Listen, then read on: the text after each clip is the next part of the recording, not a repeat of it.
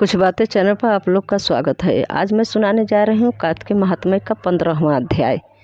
हाँ, आप लोग मेरे चैनल को सब्सक्राइब और वीडियो को लाइक कर दे। चलिए शुरू करती हूँ, बने रहे चैनल पर। नारद जी बोले, वीरभद्र को गिरा हुआ देखकर रुद्र के गढ़ भय से रणभूमि छोड़कर पुकार करते हुए शिव जी के समीप गए।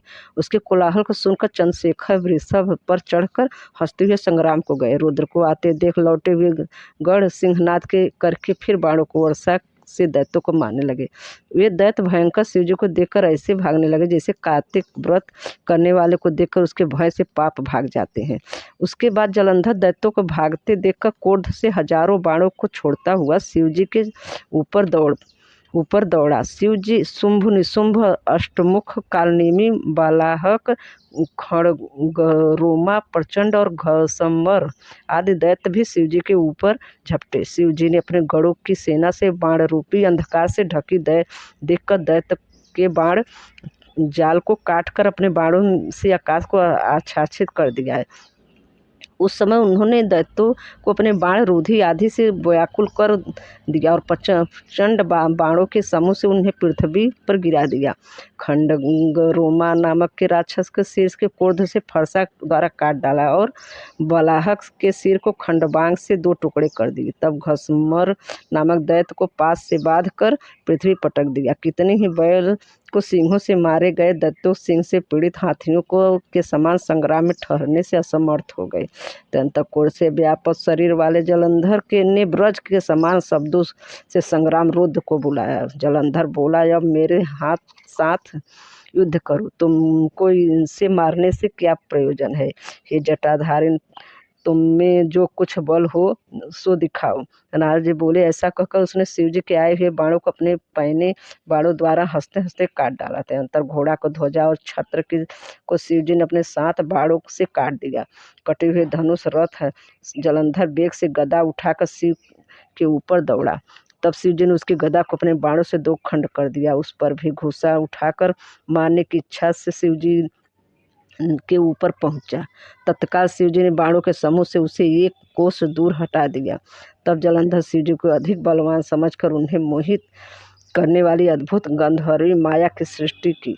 इसके बाद गंधर्व गान करने लगे, अप्सराओं के गण नाचने लगे। तब सब ताल बेड़ू मृदंग आदि बजाने लगे। तब वह बड़ा आश्चर्य देखकर रुद्रनाथ से मोहित हो गया। उसके हाथों से शीघ्र शस्त्र गिर गए।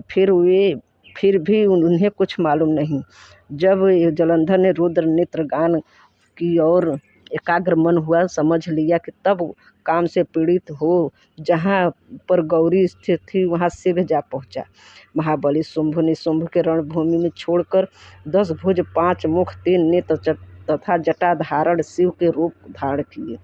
जलंधर एक बड़े बैल पर चढ़ा था। पार्वती जी ने शिव जी को आते देखकर सखियों के मध्य से उठकर उसके दर्शन के लिए मार्ग में आ खड़ी हुई। दैत्यों के राजा ने सुंदर अंग वाली पार्वती को देखकर बिर को छोड़ दिया और उसके सब अंग जड़ हो गए। अंतर गौरी ने उस दानों को समझा। तब भय से व्याकुल होकर अंतर्रहित हो शीघ्र उत्तर दिया, मानो सरोवर की ओर चल गई।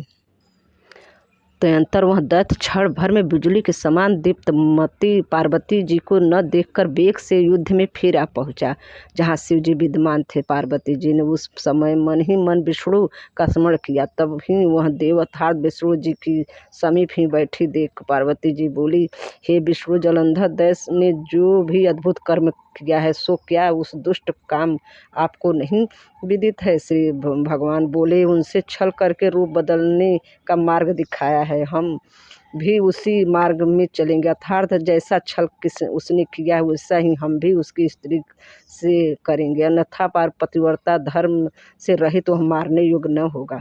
नारद जी बोले, विष्णु भगवान ऐसा कहकर फिर जलंधर के पूर्व को गए और रुद्र गंधर्व समेत संग्राम में स्थित रहे। तब माया को अंतर्धान हुए देख शिव जी को ज्ञान हुआ। तब शिव जी ने मन में विस्मित होकर क्रोध से युद्ध के लिए फिर जलंधर पर चढ़ाई की। उस दैत्य ने फिर रण में आए हुए शिव जी को बाणों के समूह से आच्छादित कर दिया। 15वां अध्याय संपूर्ण। ओम नमो भगवते वासुदेवाय। अर्थात मैं भगवान वासुदेव को नमन करता हूँ। यह मंत्र